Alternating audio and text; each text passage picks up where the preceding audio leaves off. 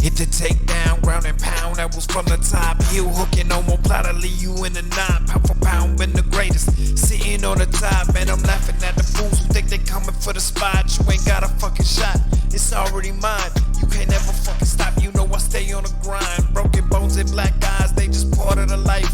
Haymaker, MMA, we taking over your mics. No sleeping, bloody knuckles, it's nothing to the hustle. I'll be fighting till I die, every day is still a struggle. I made it out the rubble, my knees ain't never buckle. I came here for a fight, but I'm ready for a rumble. So you gotta feel the chaos we've been leaving behind. Cause ain't nothing going down that I didn't design. But it's time to start the show, so extinguish the flame. Haymaker MMA, we going straight for your brain, yeah.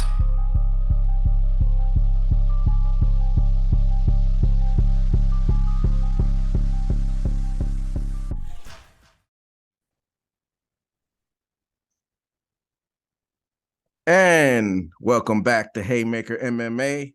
I am your host, EJ Reed, joined by my fellow hosts, Aaron Admire, Steve Johnson. Episode 10. Happy belated Father's Day, fellas. Thank you. As well as you all. Y'all do anything interesting? I watched a shit ton of baseball this weekend. That's about it. Yeah? What, Royals games on? Royals game, Cardinals game, and then the College World Series is going on right now. So my family, we love baseball. So, I mean, we watched like 5 games Saturday, like 3 games Sunday. My Gamecocks, we made it to Super Regional this year, but Florida knocked us out. So I have no dog in the College World Series race right now. My dad went to LSU, so I got to cheer on LSU. I think didn't they win one like 03 or something like that? Yeah, they've won a couple through the years. They're doing pretty good right now. They won the other day, and they play, I think, Tuesday night.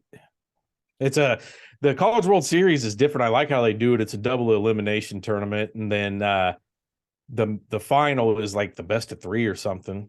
Yeah, that's how regionals. The regionals is a round robin, and then if you get out of the round robin, you make it to Super Regional, which is kind of like the World Series final, and it repeats again for the College World Series. They do the round robin, and then they make it to the World Series finals, and it's a fun tournament, man.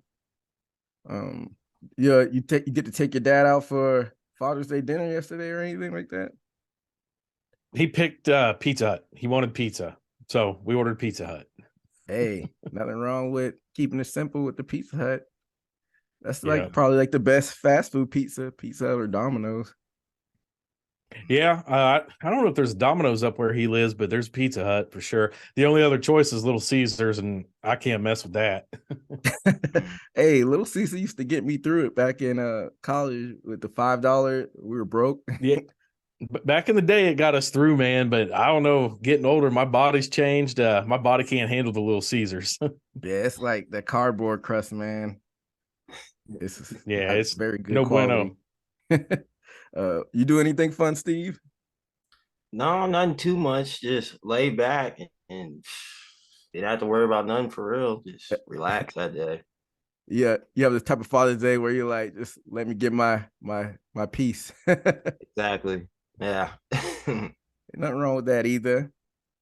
Well, over this past weekend, we had a lot going on in the MMA world. This will be our first Bellator card review. We haven't done one yet, so this will be fun talking about a little Bellator.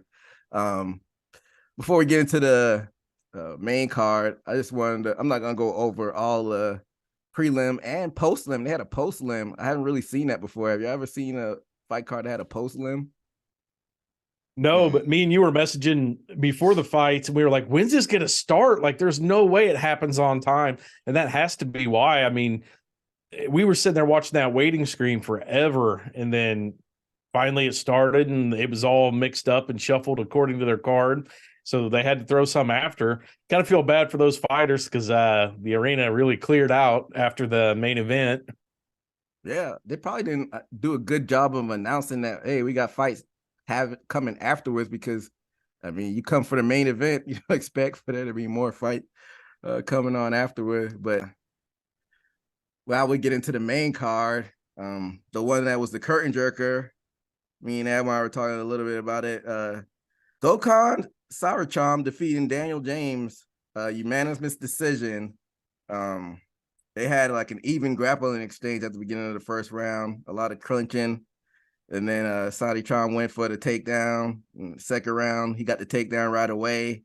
A lot of clinching in this one, not a lot of action. What were your impressions of this fight, Admire?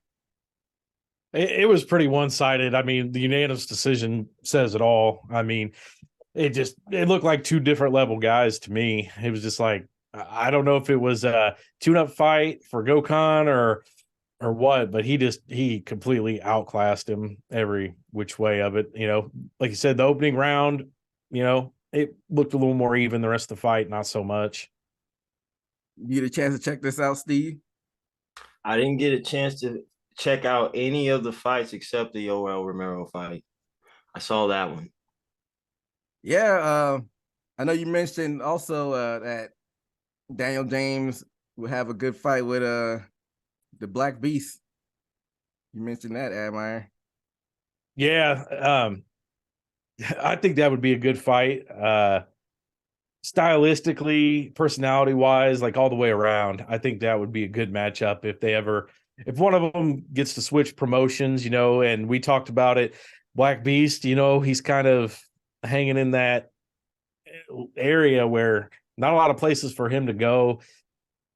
Quite a few losses now on his resume. He might, you know, get the cut, get the pink slip. Has it been two? Because I remember it's two significant pass, but is it 3 losses or 2 since he had a good run? Black Beast. Let's take a Cyril Gone, Ty Visa, and I think he got Spivak or yes, Sergey Spivak.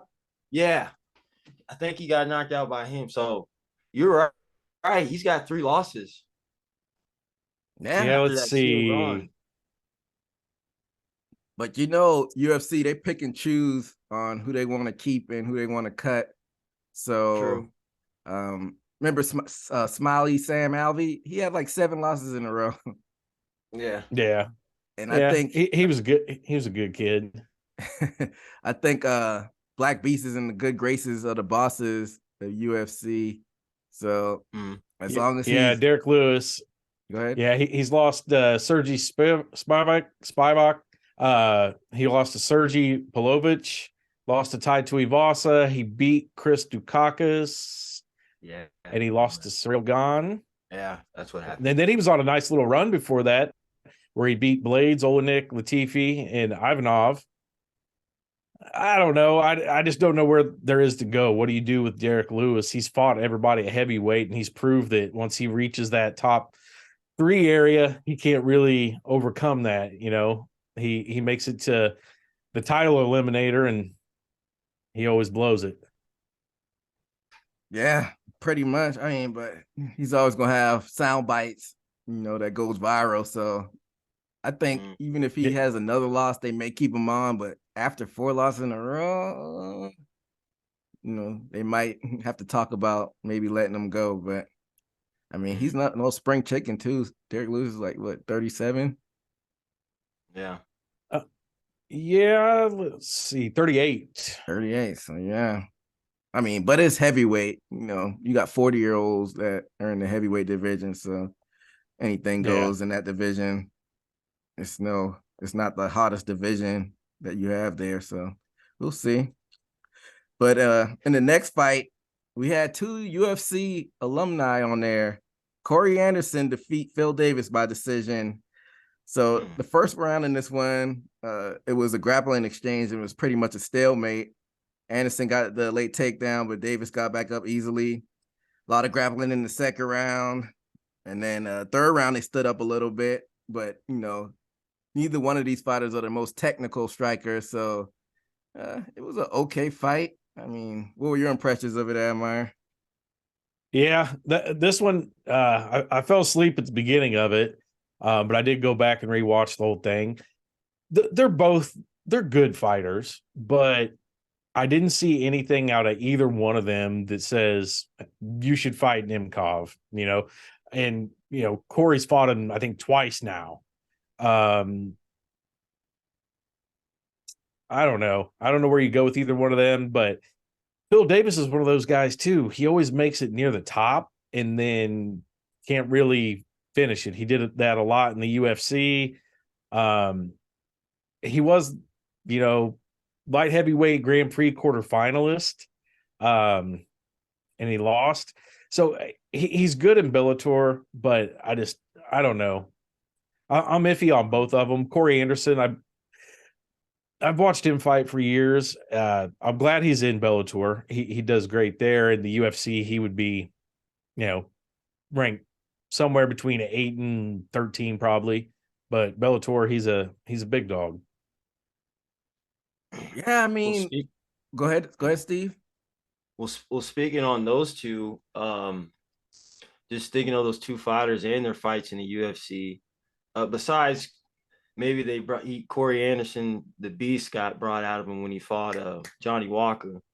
Besides that fight, those two aren't really killer instinct fighters, and I think when they get to the top, like Phil Davis, he's a good wrestler, can mix it up, but he doesn't have that killer instinct like when he fought Anthony Johnson, and that's where he had that roadblock. And I think even after that fight, he moved to Bellator.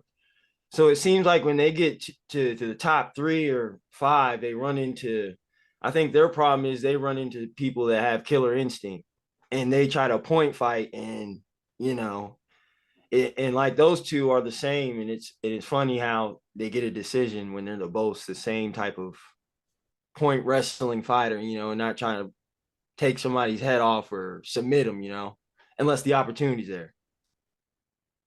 Yeah, Corey Anderson, he faced the champion not too long ago in a losing effort. He left the UFC, I want to say maybe on a win streak. I don't know if you could pull that up really quickly, Admire. He wasn't no scrub when he left. I couldn't remember why he left because he was on a decent run. Corey Anderson beat Pat Cummins, Glover Teixeira, Ir Latifi, the Johnny Walker fight you mentioned where he TKO'd him, and then he lost to Jan and left. So he had like a 4-fight win streak, then he lost and ended up in Bellator. I think Corey was one of those fighters that he wasn't so favored by Dana because his fighting style, it wasn't amazing or highlight. So when you see people lose, they get the winning streak, but they're not favored by Dana, you can, I think in their mind, be like, God, I got to start all over, probably get an 8 winning streak because I'm not a popular fighter. And he said, forget that. I might as well start over in a new promotion. Yeah. And he won the Ultimate Fighter heavyweights light heavyweight back in 2014 as well. So, I mean, that's usually you get Dana's good graces there, winning the Ultimate Fighter. And early in his career, he did beat Jan. So, I mean, that wasn't a bad loss to go out on, but I think you're right. I think it was a good place to restart. I think he found a good place. Corey is more of a fighter, he has more killer instinct than Phil Davis. I think Corey would be good in like bare knuckle. I think that would really bring the dog in him out. You think Corey would be? Yeah. Just because, I mean, he's got a heavy hand, a lot of KOs and TKOs on his resume. Maybe try it. And if I'm not mistaken, the other night, I think Corey lost a tooth. Oh, yeah. He was doing the post-fight interview, and he smiled. He's like, my tooth is gone. So I don't know if he lost it in the fight or was that in training, but it didn't look good. Was it front never seen that before. Yeah, it was like right here. Damn. Yeah. He's got the money he won, so he better fix that soon because can't put that face on the cover of a box of Wheaties. Yeah. Yeah, I mean, the fight is what it is. Like Admire said, it wasn't, too exciting. But that takes us to the co-main event. We had Sergio Pettis defeating Patricio Pitbull by decision. So in the first round, Pitbull came out with those leg kicks, and it was kind of like a feeling out round. And after that, it was pretty much all Pettis. Pettis had some pretty good slick kickboxing, and he just seemed like the faster fighter. I thought Pitbull was going to win it, but Pettis came out and surprised me and got the win. What are your thoughts on the fight, Admire? Well, this is the one fight that I bet on, and I did win. I bet on Sergio Pettis. I thought it was an awesome fight. Pitbull, he's been a staple of Bellator championships, multi-weight, multi-division champion. He's fought all the big names that are in Bellator, a lot of names that left Bellator to go back, to UFC. I'm going to go out on a limb and say Sergio's better than his brother Anthony was. Even though Anthony, held the belt a little longer, I think, but Sergio, he's really stepped up his game. When he was in the UFC, he was kind of an average guy. No real big highlights, but the other night, you mentioned his kickboxing. He has a lot of his brother's style from that, but I think Sergio does it better. Caught Pitbull with a couple of good kicks, to the head. There was a couple good shots he did where he bounced off the cage and came back. Yeah, it was a surprising fight. I expected to lose that bet, but Sergio pulled it off, and it was pretty dominant fashion. Steve, I know you didn't get a chance to watch the fight, but what are your overall thoughts on Pitbull and Pettis in general? Well, Pitbull, I've seen his fights, but I can't remember. But as far as Sergio, I could see him winning that because, like you said, he was an average, like I would say even a little bit above average because he was fighting the Benavidez's at the time, wasn't he? And did he fight Cejudo too? Cejudo? Let's pull up his resume here. Sergio fought some good division. He was in that flyweight division for a while, so he may have fought some good people. He may have fought Cejudo. He lost to Cejudo. He beat Joseph Benavidez. He beat Moraga. Beat Alex Caceres. But he did leave the UFC. Well, he left the UFC on a win. He beat Tyson Nam, but he lost the two before that to Rob Font and Formiga. So yeah, his whole record was kind of scattered there, but ever since he's been in he's undefeated in Bellator. Mm-hmm. He was losing that Horiguchi fight, but that spinning back fist got him the win. Yeah, that was nasty. I just thought Sergio would come in real cautious because he's coming off of, I think it was a ACL rebuild, and he was out for like a year. And he came in throwing them kicks like it wasn't nothing.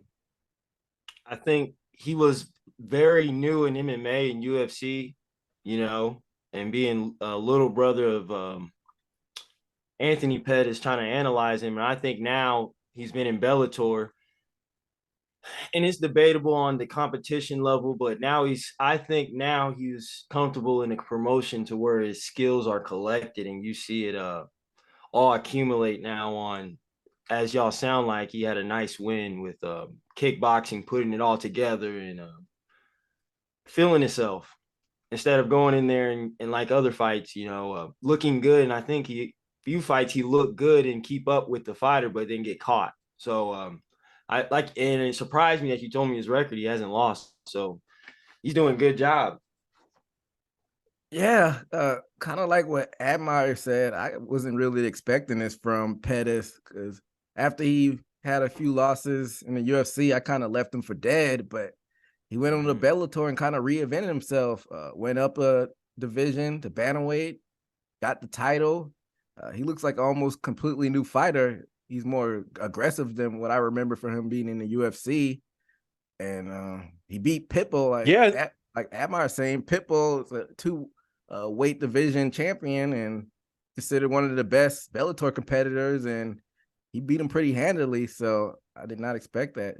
Kudos to Pettis for putting on that show. Yeah, in the UFC, I mean, he really was like a counter striker. He always waited and hesitated, but now he does both. He's the aggressor and he can counter strike, and he mixes it up. I don't know what his contract is like, but I mean, a win over Pitbull, that should be on Dana White's radar and say, hey, maybe we should think about bringing this guy back. Yeah, kind of brings me to the next question. What do you think Pettis's ceiling is now? Because he's only like 28, 27 years old. Still pretty young. Yeah, he's 29. Okay.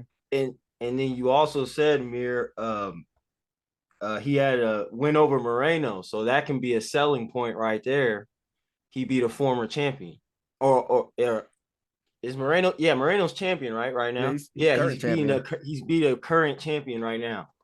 So I think, like you're right, he could have interest of selling promotional points to get Pettis back into the UFC. Yeah.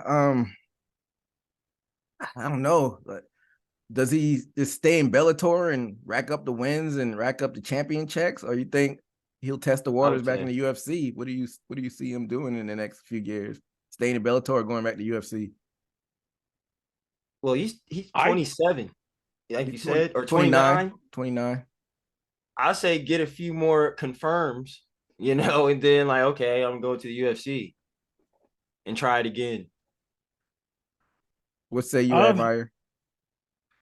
I honestly think that Bellator will push for a rematch in 6 months to a year with Pitbull. He's in their good graces, multi-division champ. He's been pretty much their one consistent champ in there.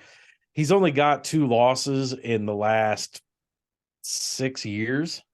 This loss to Pettis and he lost to AJ McKee, but he came back and he avenged that loss. So I think that as a favor, Bellator will give him a rematch. I kind of wonder now that we're reading through all these that why Pitbull never made the jump to the UFC, but it makes sense that if he's the poster child of Bellator, they probably pay him pretty good and want to keep him there as a lifer.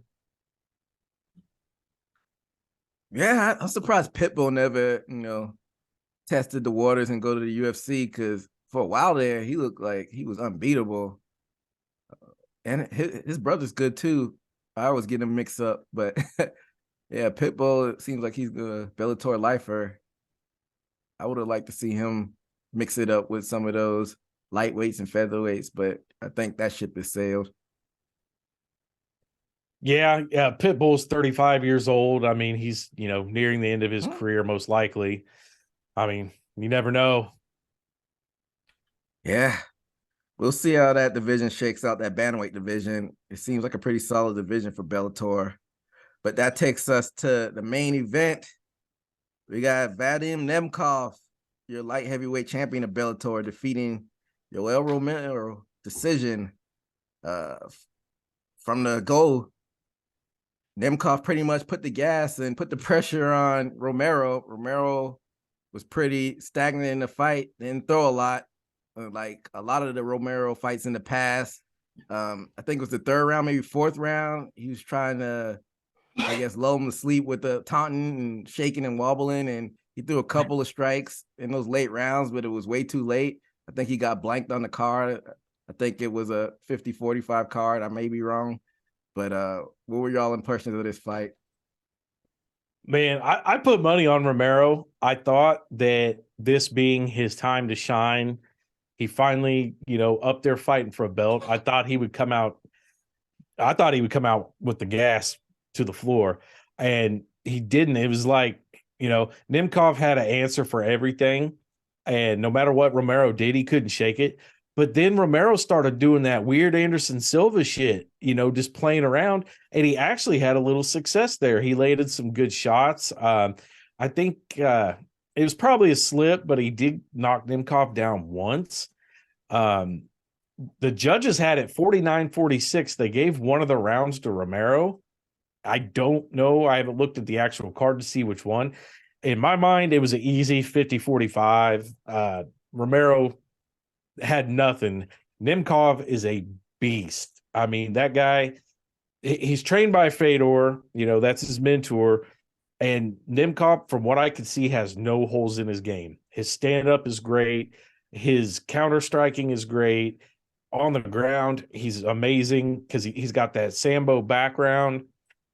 Nemkov is going to be the champ for a long time.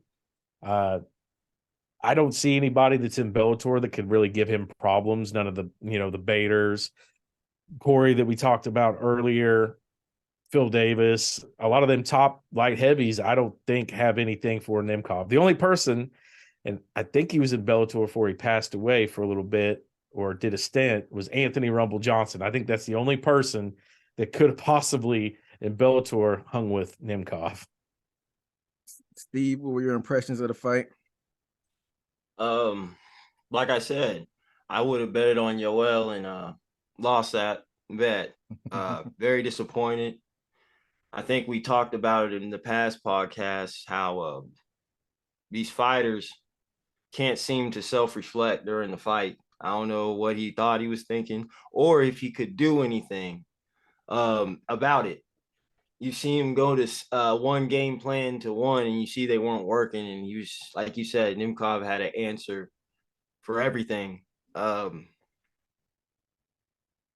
I said, it's a big disappointment because I expected him coming to a promotion and not playing around. And it seems like it's this effect where certain fighters fall in love with a certain discipline or a new skill, like Conor in his boxing, and he forgot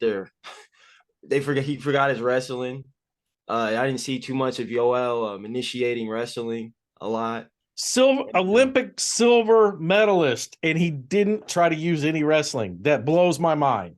Yeah. Well, me and Steve talk about this often. We think it's because of his neck injury. He might be scared to wrestle because, like you said, he's a silver medalist. Why wouldn't you use that tool if it's in your arsenal? It has to be like some type of injury he doesn't want to re-aggravate. Mm-hmm. Because it seems like when he's in those positions where his neck could be compromised, he makes sure he's in a position not to get his neck grabbed if you could, because he doesn't have a neck. He's just got shoulder and head. I mean, but that's just. Go ahead. And I think that's because of the surgery. His neck is, and his muscular figure. He barely has a neck and doesn't want his neck to be, choked on. So it seems like in a lot of these big spots, you see Romero scared to pull the trigger, and he did this in Adesanya fight. So has he kind of pulled a wool over us? Did he trick us to make us seem like he's such a violent fighter, but is passive? Like when he gets the highlight, but in all other action, he's kind of, pretty passive, Mm-hmm. It reminds me a lot of Uriah Hall. Just shows these real big signs of greatness, but then when you put that big spotlight on him, he just can't perform. I think Romero, what he's going to go down in history for is going to be a negative, that like the Tim Kennedy fight where he couldn't even get off the stool. That fight should have been called off right there when he couldn't answer the bell, but they let him get up and he beat Tim Kennedy. That's, probably his best win with an asterisk. I think ever since that fight, he hasn't had faith in his stamina, because then I think ever since then he changed that, hopping around and then have that explosive strike and then back to hopping around in the fence in the octagon. So you're right. I think ever since then he's been very reserved on his stamina, and it changed ever since that Tim Kennedy fight until, he'll have fights to where he's forced to, like the Paulo Costa, and even then he was still on the fence, backing up, not trying to pull the trigger, trying to counter. So I don't know if it's his age and his, he's not catching up with his body, but I feel like he has all the physical skill in the world to be a champion. So Romero, I think he's 47 now, if I'm not mistaken. Romero, 46 right now. 46. He just turned 46. So where do you go from here, you're Romero? Do you stick around and fight action fights in Bellator, or do you hang it up? It's really nothing for you to prove at this point. So what do you think Romero does next? Well, why did he go up to light heavy when he went to Bellator? That's my question. I mean, he's 46. It's probably tough cutting that weight. Yeah, but I mean, his body's trained for that. You know, he Olympic wrestler. He's done it.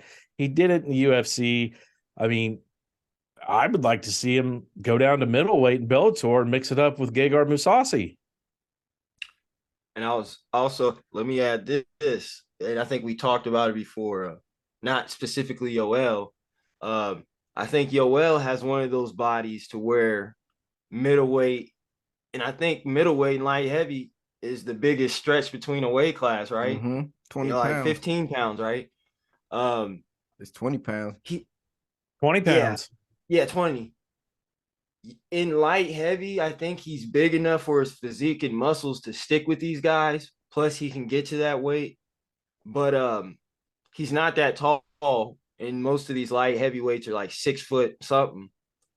And I think he would be more productive in middleweight because he, like I said, he's a physical freak. But compared to Nemkov, what was it, Friday he fought, you can tell the size difference. It was a body difference. And although he's strong, Yoel, I mean, that's taxing on trying to control that. Yeah, I mean, like Amar said, I guess he probably could because he's trained for that, go back to middleweight. But that middleweight champion in Bellator is a beast, Johnny Eblen. He's undefeated. So I don't know if Yoel wants that smoke either. So he's kind of stuck between a rock and a hard place. But I kind of want to go back to the champion. Amar touched on it a little bit earlier. Nemkov, this guy's a monster. He's ranked number 1 on most everybody's light heavyweight list. What do you see the future for this guy? You think he tests the waters out in UFC? Because I think he pretty much could beat everybody in the UFC's light heavyweight division, maybe outside of Yuri, because Yuri's got a win over him in the past, but that was a while ago. So I think Nemkov has definitely leveled up since then. So what do you see the future for this guy? Yeah, he's going to clean out Bellator pretty easy. After that, he's going to have to make the decision, stay there and just keep fighting the same guys over, retire, or if the UFC comes knocking. I mean, when I was watching that fight the other night, him and Romero, I was like, man, I'd like to see this guy against John Jones at light heavy. You know, their wrestling almost cancels each other out. John Jones, just a great, freestyle wrestler. And, Nemkov, Sambo wrestling and shit like that. They would almost have to stay standing up. How does Nemkov, handle Jones's kicks? How does Jones handle somebody that can probably outpower him? That'd be interesting. I don't see Jones going back down to light heavyweight though. What say you, Steve? I would say he's got to win over somebody that didn't go out on a terrible loss. Yoel could still compete in the UFC. So Yoel's a special person in Bellator to where it's a legitimate good win comparison of what somebody may do in the UFC. And like you said, he can ride it out and be a beast in Bellator or test his skills in the UFC. And I think he'll do good too in that light heavyweight division. So before we move on paper, this was a pretty solid card. It was pretty solid action, nothing to hoop and holler over. What do you two think is the state of Bellator right now as far as popularity and buzz? Because not a lot of hype behind Bellator. They're kind of stuck behind the Showtime paywall. I don't think they're as visible as they were when they were on Spike, which doesn't exist anymore. So what do you feel the state of Bellator is right now? I'll start off with you, Admire. I think they're kind of stagnant right now. A lot of the big fighters that do leave the UFC are exploring other places. It used to be you just automatically went to Bellator, Strikeforce, but now you have PFL out there. You have Bare Knuckle. With Bellator being with Showtime, a major network like that, you lose a lot of viewers. A lot of people either have HBO or Showtime or ESPN or Showtime, and Showtime's not exactly known for all their MMA coverage. When we tuned in, when the main card came on, there was a movie on right before that. There wasn't no pre-show hyping it up. You had to catch the prelims on YouTube, which I think is a great thing. Putting the prelims on YouTube, I love it. But Showtime's always been known for their boxing. They've been in the boxing game for a long time. I think Bellator was their experiment to kind of dabble in the MMA world. I don't see Bellator sticking around after their contract's up. I hope they don't. I'd like to see Bellator, hit somebody like USA, Fox, ESPN. But I did mention this to you. I did mention to you when we were watching the fights, I think their cage design is much better. The circle cage does better. The bright mat compared to the UFC a lot of times has a dark mat or a gray mat. I don't know. It's a better viewing experience for me. I do like Showtime's commentating too as well. You got Big John McCarthy there, and I can't remember the other guy's name, but he's always doing the boxing. Yeah. He's done what? Wrestling, boxing, MMA. He knows a little bit of everything. I think he's good. I think I talked about him a couple weeks ago. Jimmy Smith Jr. Get him in there. Let him commentate. He was with Showtime before he got fired. Went to UFC for a cup of coffee and went to wrestling for a little bit. But why not rehire Jimmy Smith? I like Jimmy Smith. But you talked about Fox. I feel like that would have been a match made in heaven because, Bellator slipped right in the spike spot when UFC left. So it makes perfect sense for them to slip right into that Fox spot now that UFC went to ESPN. You got FS1, got main Fox, they got FX, even though FX hasn't really been running sports lately since FS1, but you got FS1 and regular Fox. So that would definitely get a lot more eyes on them. But what do you think, Steve? Yeah, as far as what Bellator should do, they need to capitalize on these Yoel Romero's, those type of statues of fighters that still have that aura over them to where they could still compete over UFC. Them losing that and having their fighters lose, it's not helping them out. And plus, they need to take advantage. Like I think the last good one they had was Gegard Mousasi.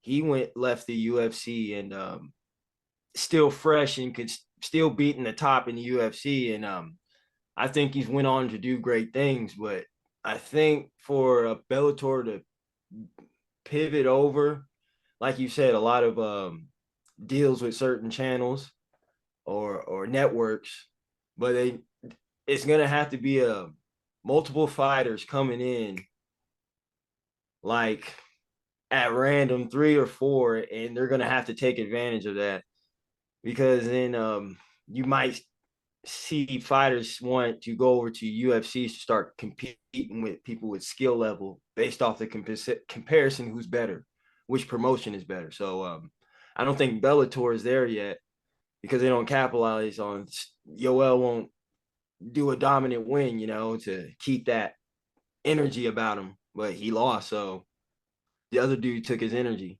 basically. Yeah. I like what Bellator does, though. They're not afraid to do a co-promotion, and do the Bellator against, Ryzen, and they'll throw in a circus fight every once in a while. They've done the Ken Shamrocks and Tito Ortiz, Kimbo, Tank Abbott's. I think the last Tito Ortiz and Chuck Liddell fight was on Bellator. I think. They're not afraid to try different things. They go to a lot of smaller markets. I still think them being the smaller show on the block, they need to hit some other smaller markets. Kansas City, huge MMA market, tons of gyms around here. And I can't remember the last time they came through, but UFC only comes through here like once every 3-4 years. Bellator should be looking at different things like that to expand their brand. hit the states that the UFC won't go to because they're not big enough. You know, when's the last time you saw a UFC in Kentucky or, you know, some random place like Colorado Springs or Omaha?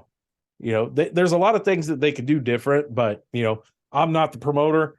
You know, I think it's Scott Coker that's running Bellator now. He used to own Strikeforce. He knows what he's doing. I just hope they continue to grow because it's exciting. Yeah, I go ahead. I agree, and also I don't know the comparison of roster, but maybe it's more of people with personality. Because I think a lot of what put Bellator on is maybe Chael Sonnen and MVP. Other than that, you can't think of anybody like, oh, look what he did that last night. You know, it's either just knockouts or a highlight, not the personality and a highlight. Yeah, you two both make good points. And you mentioned that Chuck Liddell Tito Ortiz fight. That did seem like a Bellator fight, but that was, remember, Golden Boy MMA, because I actually paid for that Oh BS. yeah. He put him Wasn't out of that their business. first? Wasn't their first and only Yeah, major card or something? it was Chuck And Liddell Tito I think Ortiz 3. Oscar out of De La business. Hoya didn't even know their names or something. Like he was Yeah. lost. Yeah. Yeah, definitely wasn't a good look. But I mean, I don't think Bellator is taking advantage because they had one CBS card so far, which was this past January, the Fedor fight. Why not go do more CBS fights? That's a network television. Maybe they don't have the bandwidth to do it, I guess, yet. I mean, maybe they don't have the clout, but I don't know. I want to see Bellator succeed because, you know, when other MMA promotions do good, that's good for the sport in general. So we'll keep an eye out on, you know, what their next moves are going to be as far as marketability. So, but that takes us to the UFC Fight Night. They had a fight night this past weekend. Not a lot of name value on this fight night besides the main event. But with the main event, we had number 4, Jared Cannonier defeating number 3, Marvin Vettori by unanimous decision. That first round, Vettori came out and he hurt Cannonier, but after that, it was all Cannonier. Cannonier beat him up on the feet and he beat him up on the ground. What were your thoughts on this fight, Admire? Yeah, it was a weird one. That whole fight card, you know, like you said, it didn't have a lot of name value to it. There's a couple good scraps in there. I'll tell you how low this flew under the radar. I couldn't even bet on any of these fights because I was going to jump in there and put $50 on Cannonier real quick. Yeah, not a lot for me. Steve, you get a chance to check out the fight? I didn't get to watch the fight, but I went back and watched the highlights, and it looked like Jared Cannonier, and from what the on the YouTube channel was he was saying, it looked like a dominant win, mixing it up. I can't remember Vettori getting taken down easily, you know, and I hear he was getting takedowns, mixing it up. Had the most significant strikes in middleweight history. Yep. He's a damn stamina tank. And like he was talking about, he can feel like he can go more rounds after, and even before in his 5-round fights, still feels good. I think Cannonier takes his MMA career seriously. Like he says, going to the medic facility they have and getting his diet down and all that stuff. He's about to do big things, and I think he's been studying on what to do and looking at Adesanya, and I think he's better be careful because I think Adesanya is good and amazing, but I don't think nobody tested his wrestling, and I think the only one to closely do it, which we had Yoel, but he didn't use it, is Cannonier. He's showing it right now, and I think he's doing good work. Yeah, Cannonier, he was fucking busy during that fight. He landed like 250 significant strikes or something like that. Nailed the 4 takedowns. that's why I was just kind of bored with the fight. Like Vettori did not look like he should have been in there really with somebody like Cannonier. Cannonier, I mean, he's a different fighter than he used to be. That's just the way it looks. He looks like an all new fighter to me. Mm-hmm. So Cannonier is number 4. This division is pretty much the division that everybody's lost to Adesanya division. So where do you see Cannonier going after this one? I mean, they're not chomping at the bits to get him back in there with Adesanya because their fight was underwhelming. I think that was last summer they had the fight. So what do you think is next for Cannonier? I think a guy that he's faced, I was going to say, I think the guy that he faced before Robert Whittaker has a fight coming up, doesn't he? Who's Maybe that? Cannonier. He's fought Robert Whittaker before. Maybe they run that back because I think that, you know, they're both up there in the top, you know, nearing that chance. That's what I was about to say. He's got a loss over him. So I think Whittaker is 3 or 2. One of those. Vettori was 3. I think Whittaker maybe 2 or 1. One of those 2. I would say, and we got to figure out, did Whittaker have a fight coming up? Admire have to look that up really quick. I thought he did have a fight coming up. Let's see. Yeah, I thought he had something lined up too, but don't quote me on that. You know, it's always fights getting picked up and dropped all the time, so it's no telling. Yeah. But I want to say he was fighting the Ricky Martin, you know, Paulo Costa. No, he's fighting Duplessis. Oh, he's fighting DDP. Oh, that's a good one. He's fighting DDP. I forgot about it. Yeah, in July. Yeah, just like 3 weeks away. Oh, so that's got big implications too, because they were trying to get DDP in there with Adesanya. So this is probably like a title eliminator. That's what I was thinking. Yeah. If DDP wins, you know, let him fight Adesanya. Whittaker wins, make him and Cannonier for a title eliminator. Because you know, Robert Whittaker, he's been up there, he's been champ before. I don't know that. I don't think one more win he gets him that rematch. Steve, you gonna say something? No, I totally agree after you said it. Yeah, but okay, so Admire, what if DDP loses and Whittaker wins? What if Adesanya doesn't want to wait for the winner of Cannonier and Whittaker? Yeah. I mean, if DDP wins, let him fight. Yeah, let him fight for the belt. But what if he loses? If he loses, then you might have a title eliminator for Jared Cannonier and then to Adesanya.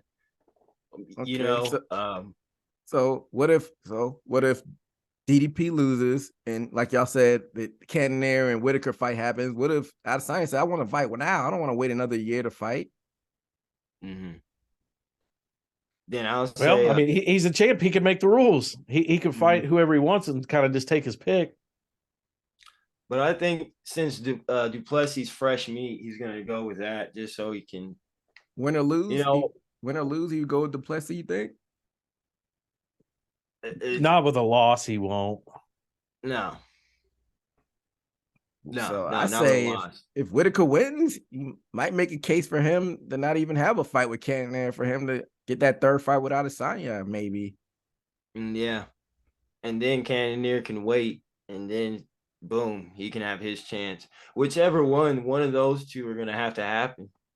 I say Cannonier may want to take the loser of DDP and Whittaker, and then that be the title eliminator. Yeah, just so they can just so they can get fresh names. That's high risk because Adesanya's beating them all. Yeah, I was gonna say, you know, the only reason I'm going with Whittaker and Cannonier, if Whittaker wins as a title eliminator, is Adesanya's already beat Whittaker twice. Once a KO, once a decision. Do we need to see it again right away? I mean, we're running out of people though. he might go Cannonier before Whittaker. like you said, he beat him twice. I didn't think of that. He only fought Cannonier once. And then I would say uh, odds are he would fight, of course, Duplessis. He's about to fight, or Cannonier. I mean, there's not too many. Who else fought 3 times in that? Nobody else did what Whitaker's doing right now as far as climbing 3 times up to the ladder. Hmm. Yeah, I don't know, but it's hard for I haven't seen Dana promote a fight so quick if a fighter's lost too many times going up the ladder. They make them fight for it, if you get what I'm saying. I know this won't happen because they won't do Yuri dirty like this, but if Whitaker wins, maybe Adesanya takes a super fight with Jamal Hill in the meantime. That's what I was going to say.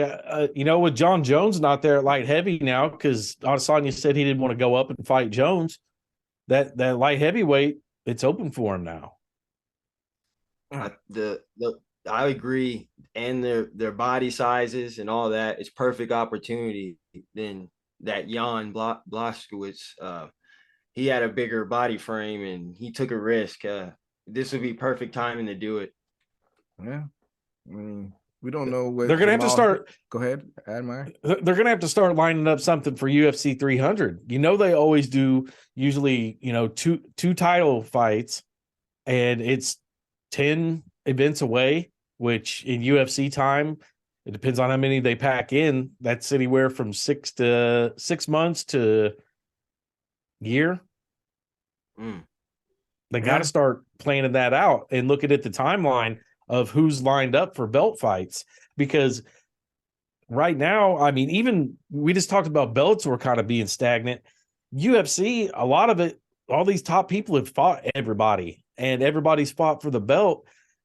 For a big event like UFC 300, they've got to put title fights on there to really sell it and make it big. So they need to start thinking about the timeline. Mm-hmm. Yeah, I mean, that would probably be July, I want to say. So they have time, and injuries and whatnot happen between that. But they got to start actually thinking about it, I guess, right now. I mean, that'll be a year from now. So they're gonna stack it up, and hopefully it pans out a little bit better than 200 when it had to scrap 2 main events. And then Amanda Nunes ended up headlining that. But yeah, I'm excited for that. Middleweight has kind of an issue with lining up fights for Adesanya, so we'll have to see how that shakes out. But Dana White had an announcement this past weekend or late last week. There was 3 big fight nights presented. So I want to see which one y'all are most excited for. So we have one that was announced for Nashville. We have Corey Sandhagen and Umar Nurmagomedov in the main event for that one, the Nashville card. In Singapore, we got a fight over there. In Singapore, we have Max Holloway taking on Korean Zombie. I know Admire always brings up the Korean Zombie every now and then.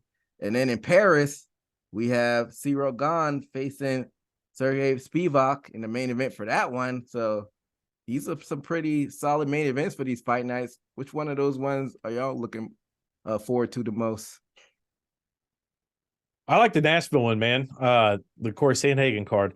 That one, it should be pretty exciting. Sandhagen's a tough customer, but I think I said it to you the other night.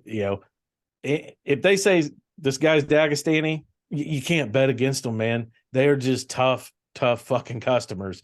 They can wrestle, they can strike, they can do it all. Sandhagen's no punk. That's going to be a real good fight. Steve? Yeah, I'm looking forward to that one. Corey Sandhagen's craftiness and Nurmagomedov's wrestling is, they seem like 2 opposite styles, but they seem like those are 2 that can actually implement them to make them an entertaining clash.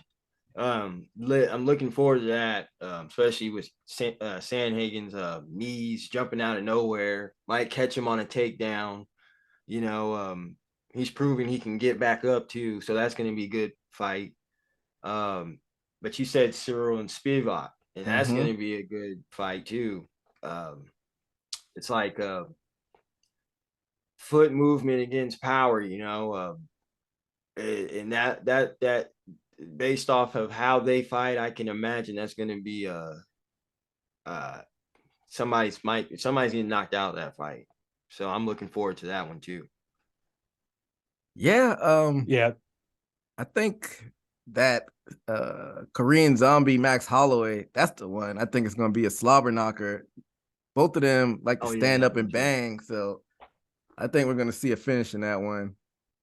Go ahead, Admire. yeah. That one, I'm excited for that one too. I do mention the Korean Zombie a lot. He's a true vet. I hate to say that he's a gatekeeper, but he's one of those guys you got to go past if you want to get to the top. And he's got some awesome wins on his resume. Holloway, he used to look unbeatable. He's had a couple losses here and there. But I like Holloway.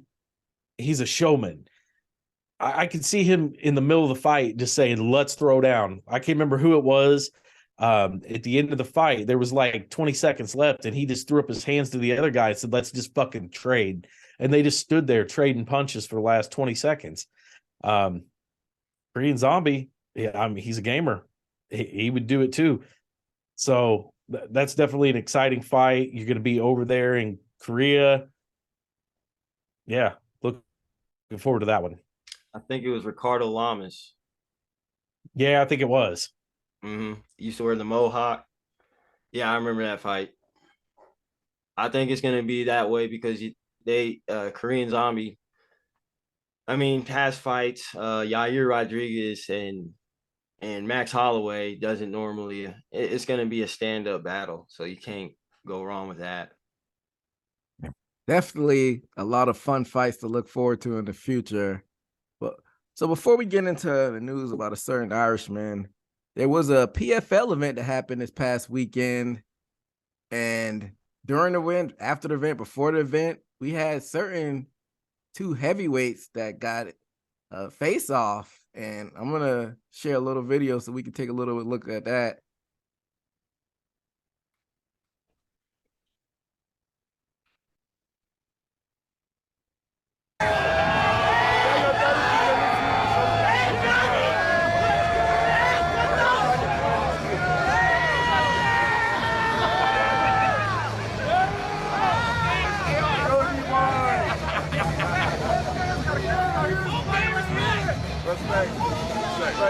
That's going to happen. We're over here. Over here. Let's do it. You know you don't want no smoke. Huh? You know you don't want no smoke. You know I want all this smoke. You know I want all this smoke. With the one true king. With the one true king. Listen, I give you respect for that, but I want that smoke. You know that.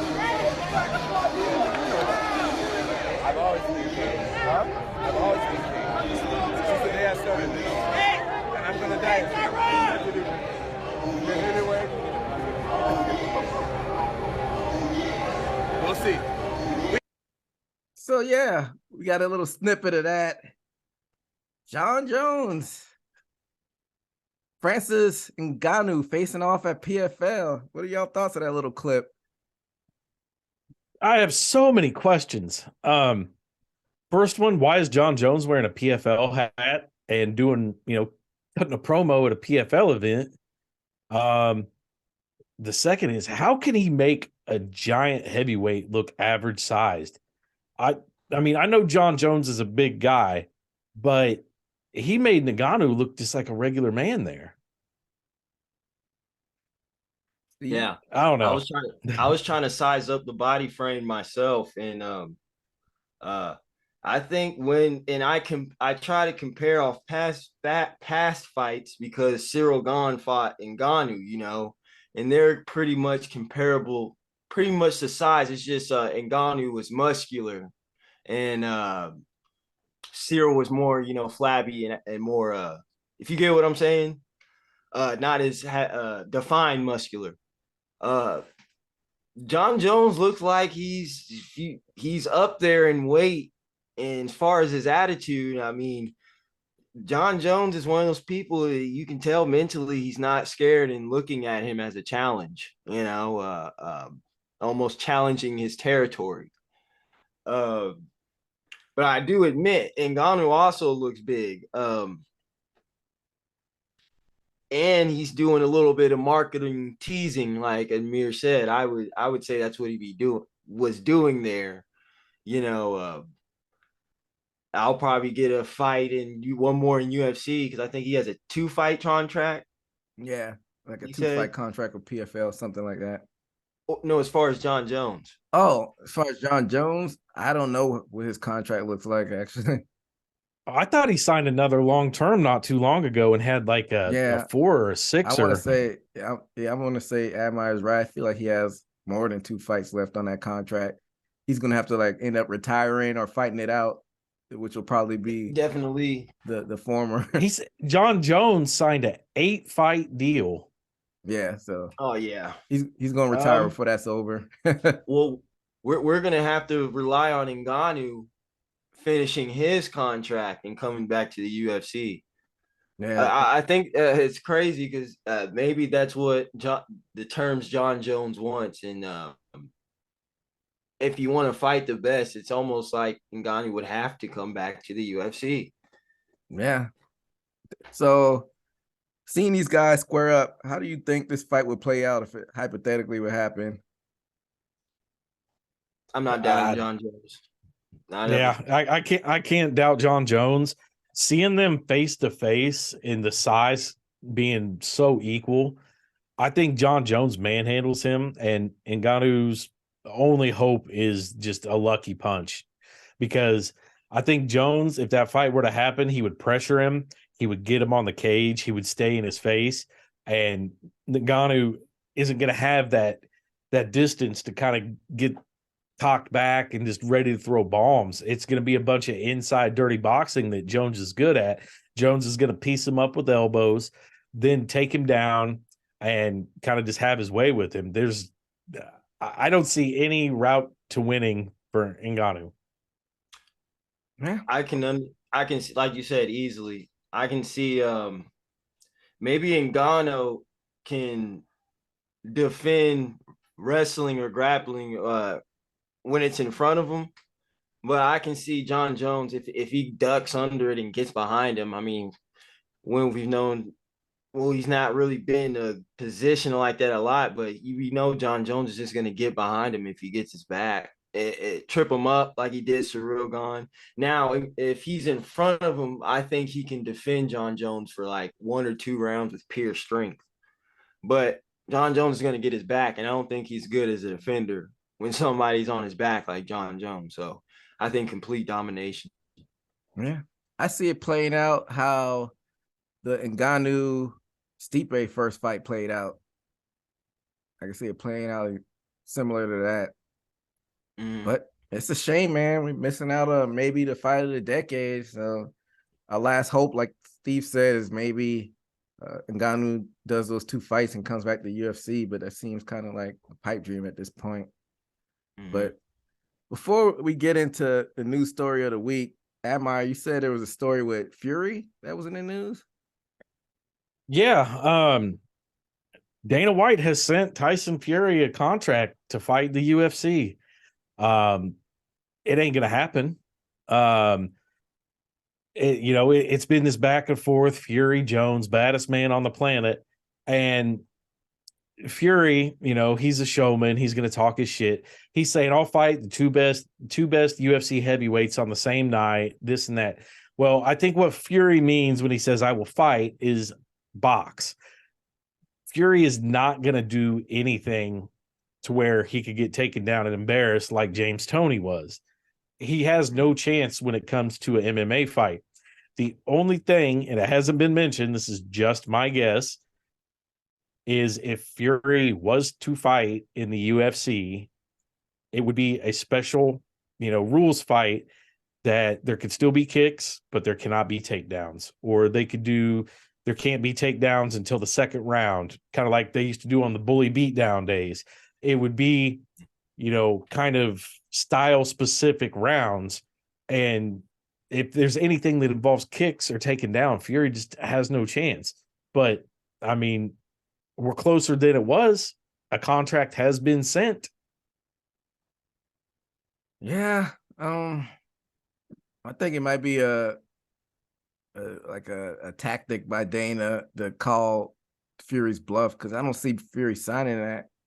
And if he did, I wouldn't be that interested. I watch it, of course, but I wouldn't be that interested because he doesn't have any tie-ins with the sport besides the boxing element of it. So he would get embarrassed even if it were just kicks that were allowed in the fight. It wouldn't be a compelling fight. I mean, we would tune in for the circus show aspect of it, but as far as the competitive sport aspect of it, I mean, it'd be a wipeout or whoever they put in there with him. Yeah, and the only reason I think that this has a possibility of happening is I've followed Tyson Fury's whole career, and he really doesn't care about money.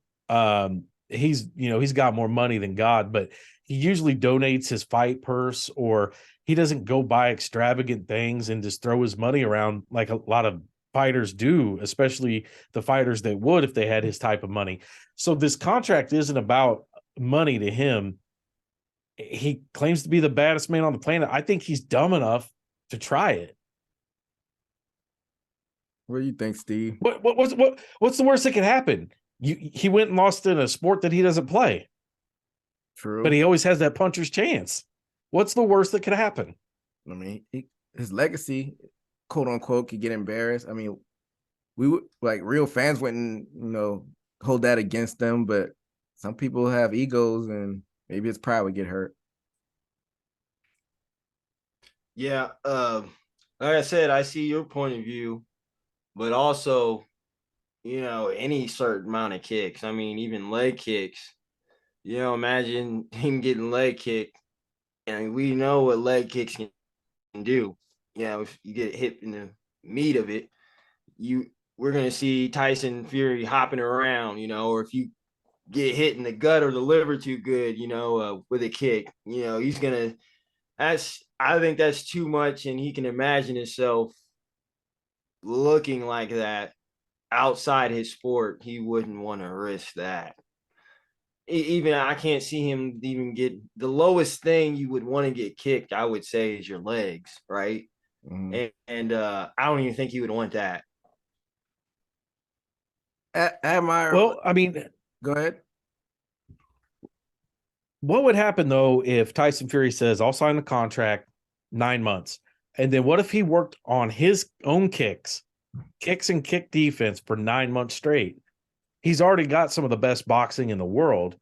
If he trained kicks, kick defense, and takedown defense for 9 months straight, think he'd have a chance then? Because I mean, he is a big guy. If he landed, if he could stop some kind of takedowns, it would be better. We use the comparison to James Toney a lot of times, but James Toney came into that fight way overweight, just not really in shape, didn't take it serious. What if a boxer did take it serious and, asked for 9 months to train? Mm-hmm. Even if he did train a year, it's just a completely different set of footwork and range. Like, kickboxing stance is nothing like boxing stance. So he could train, but his mind is going to automatically reset to what he knows once he gets put in a firefight. I mean, like you said, it's always a puncher's chance, but I don't see it translating in that quick of a time for somebody who's been training like that for most of their life.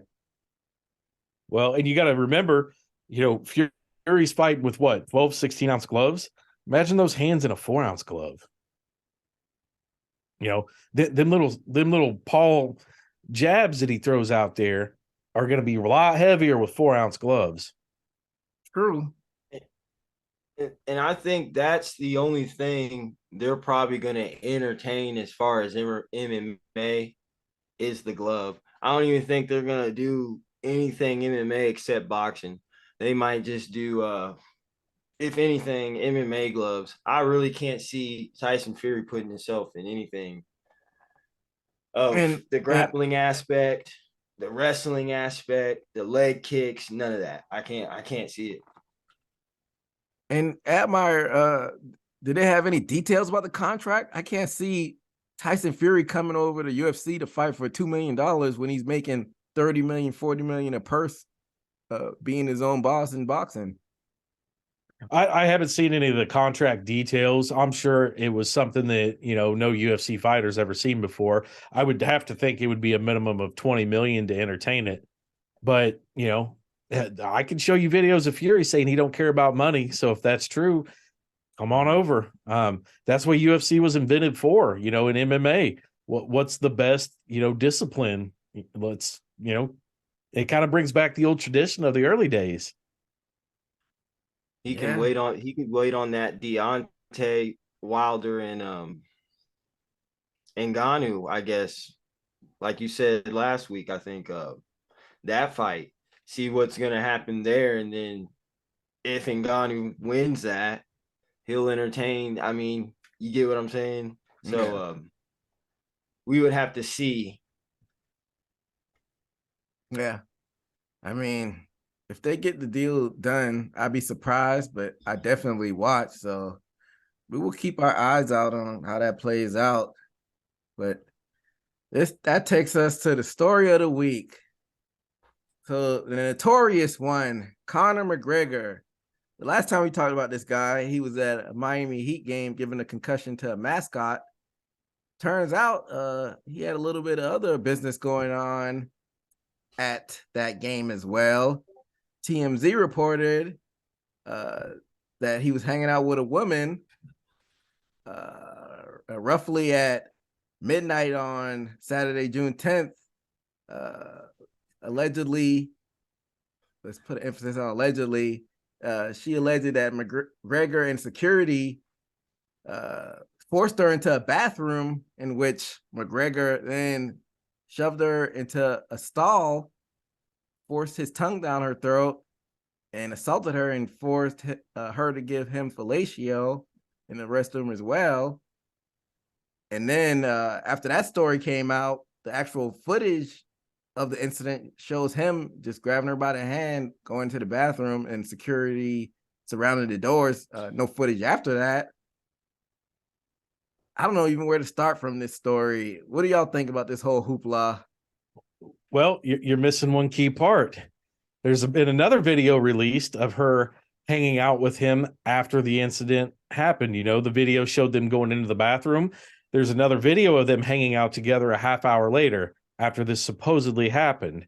Now, if she was real worried about it, I think I would be going to the multiple cops that were in the stadium.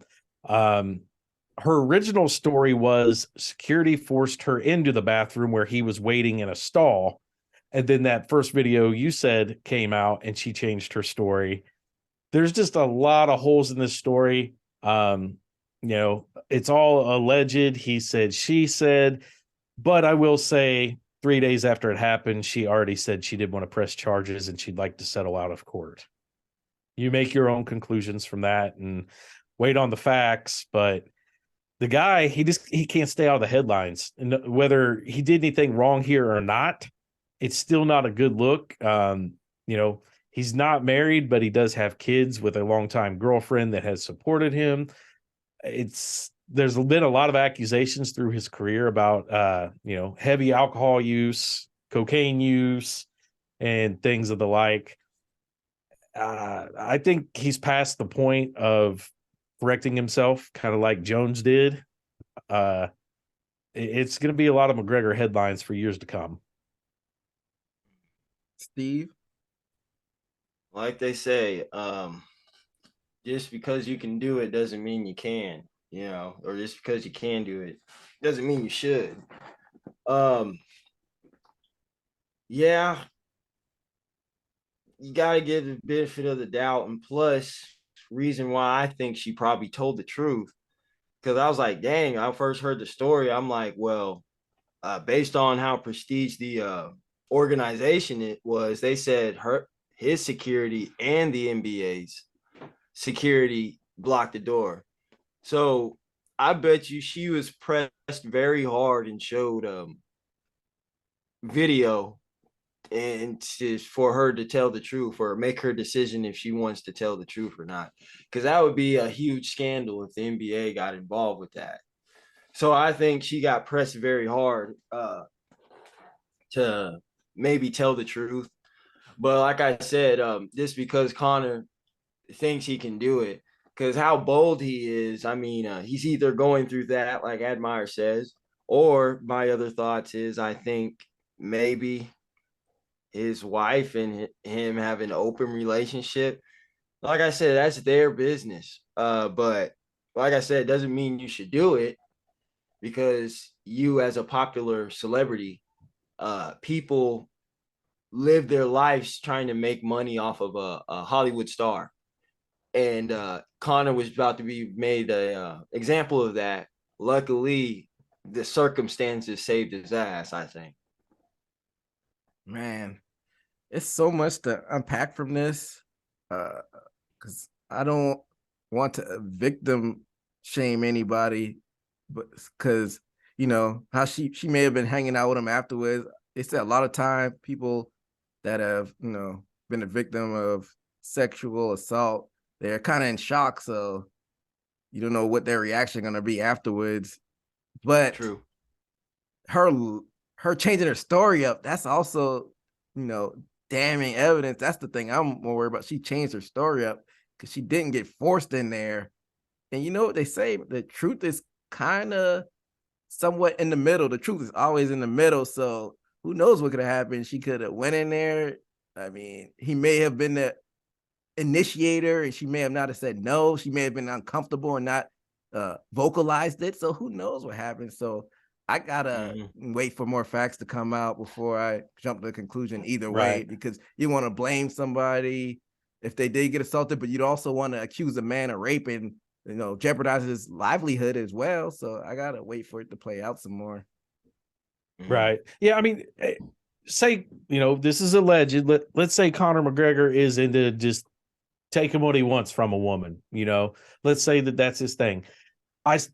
You got to admit, he's a smart businessman. I don't think he's dumb enough to do something like that in a very public area with a lot of cameras. I mean, you're talking about an NBA arena where not only are there cameras in the building, but he's a celebrity and there's multiple cell phone cameras pointed at him. I mean, that would be signing your own death warrant. I don't think he's that stupid, but maybe he's gone to that point where he just doesn't care anymore. I don't know. But this was what I was going to ask in our side chat that we have, EJ.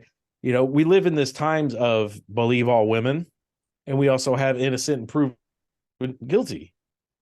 Where, how can you fall? Which side do you fall on of that? Do you believe all women, or is it, wait for the evidence to show? It's a tough spot to be in. And I mean, it goes back to what we've talked about on 80 Proof before, is the girls that have lied about it have made it hard to believe all women, because you have all these people chasing money and looking for clout, making these accusations that a lot of times don't turn out true.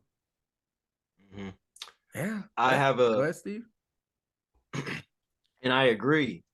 Like I said earlier, there's people who actually try to make money off of stars. People better start being smart and hold your horses on doing things like in an NBA restroom, and start signing these NDA agreements like Mayweather to avoid these things, because he's just doing stupid things like that. Like I said, just because you can do it doesn't mean you can, and because you got yourself in allegations that may not be true, So that's my opinion on that. Whether he did it or not, and he's got a wild past, punching the old man in the bar, all kinds of different altercations. Whether he's guilty or not, he puts himself in bad situations and he doesn't learn from it. He keeps getting himself into more situations, which is the opposite of what you're supposed to do. If he is guilty of some of this, there's no doubt that he will be caught. If it's not this time, it'll be one of the next times very soon, because if he's guilty on this one, that was very careless with as much video footage that we already have of it. We have leaks. We don't have the actual arena footage. Mhm. Yeah. Yeah, it seems like if he has that much money. Go ahead, EJ. Go ahead. Go ahead, Steve. I was about to say, it seems like if you have that much money, you would seem that you would at least hear about the allegations, not have footage, because most people, you know, his prestige aren't wilding out in public like that. So I don't know what he'd be thinking half the time. Yeah. I don't know. Kind of like what Admire touched on earlier. It is innocent until proven guilty. That's more so in the criminal things. And she said she didn't even want to charge any criminal. But as far as this, I don't know. This is a sticky situation. I don't want to say anything that gets me in trouble. But yeah, you want to believe the victim too. But like you said, there's some people who have lied, but I feel like that's a smaller percentage of women that actually have been assaulted. I don't know this girl's character. So, like I said, I got to see the facts come out before I make a judgment on it. Like I said, the truth is probably somewhere in the middle of it. It's always he said, she said, and there's no footage in the bathroom. So I guess we'll never know until I guess more facts come out. And maybe if they go to the civil suit when she's on stand, put her on the stand and maybe the truth will come out. I don't know. But as far as both of you two touched on, Conor just needs to quit putting himself in this situation. Like, what are you doing, dude? Even if it was totally consensual, you got kids at home, you're in the spotlight, people are out there to get you potentially. You should just stay at home and enjoy your money. But some people have God complexes and, they do stuff just to do stuff. I don't know, man. Mm-hmm. Yeah, I mean, when you got his kind of money and his kind of prestige and celebrity, you always want more. You want what you can't have. I don't know why he even puts himself in those situations. Like you said, he's got kids at home. I thought he was married, but maybe they aren't officially married. Mm-mm. But that's not going to be a good look to his girl. If he's willing to do all that stuff out there where she can see it, it's still a bad look. Unless there's a breakup behind the scenes we didn't know about. But, I figured that would have been something we heard about. He needs to calm down. He's going to end up another one of these celebrities that loses everything to child support and bad habits and bad situations. People say he's got, $1 billion. You can run through that with enough lawsuits. Yeah, definitely. So what do you two think this does for McGregor's immediate UFC career? Because he had a fight that's supposed to happen with Michael Chandler. You think this incident jeopardizes the timeline for this fight? I think Dana's going to push for the facts and go based on that. McGregor's their biggest pay-per-view seller. Dana White's not going to give that up. What did we see Dana White do? What was it, 6 months ago? Wasn't it New Year's Eve? Smack his wife around? Mm-hmm. So, Dana's probably a sympathizer for anything like that. I don't think it changes anything. I think Dana will have somebody on the back burner in case, but I don't think it really changes anything unless there's some real hard evidence that comes out. And the United States court system is not exactly the fastest thing. Not at all. What say you, Steve? Oh yeah. Like I said, Dana still hasn't expired the time to where he can totally accuse somebody of something, unless it's horrible. And I think this is one of those situations to where he's gonna have to slide this one under the rug, because or not slide it under the rug like other fighters, totally disregard him, let things play out.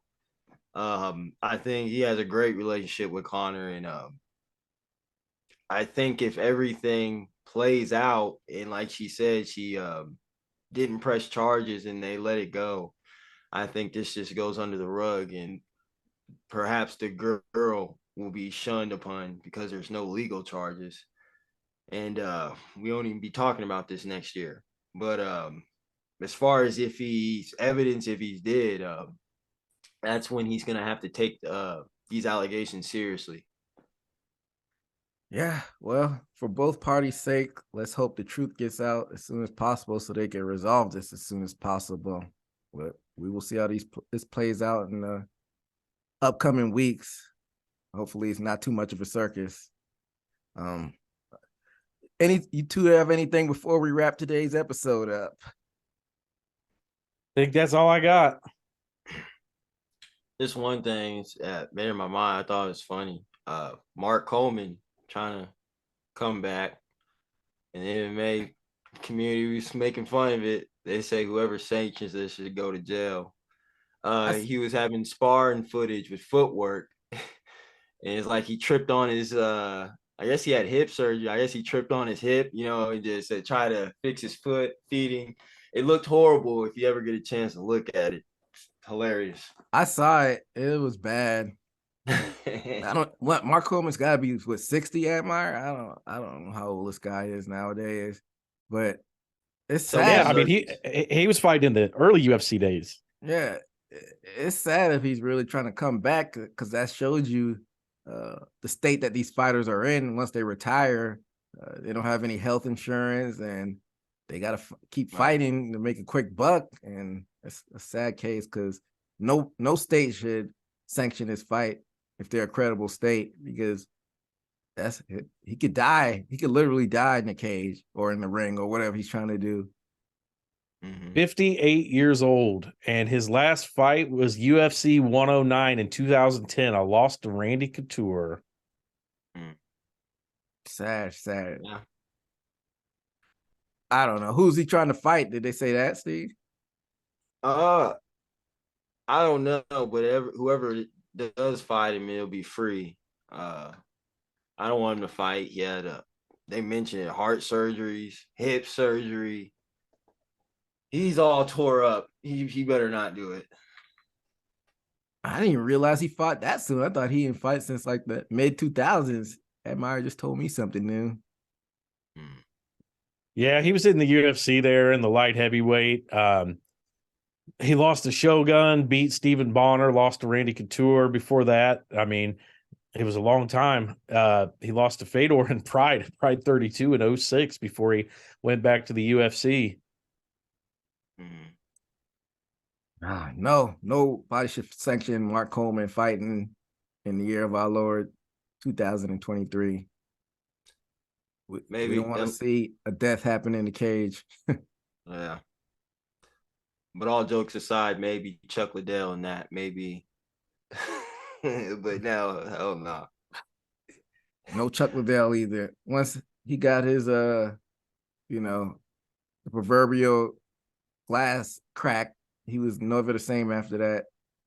Yeah. Yeah, those are the two that have been trying to come back that definitely need to call it quits. I wouldn't want to see it. I think Tito Ortiz had a fight not too long ago. That was bad. Oh, he boxed. He got knocked out by Silva. That was bad too. I think Silva may be older than Tito too, but they're about to be they're the same age, something around that.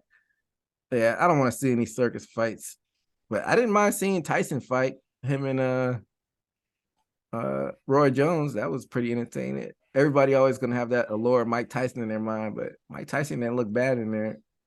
He still got that. He still had the hand speed, but I don't want to see any of these old MMA guys come back. Ken Shamrock need to stay at home too. But yeah, anything else from any of y'all? Nothing from me. Well, that brings us to the end of this episode 10 of Haymaker MMA. We'll be back next month, a couple weeks away. Preview and review UFC 290. That should be a good one. But until next time, be safe out there. Peace.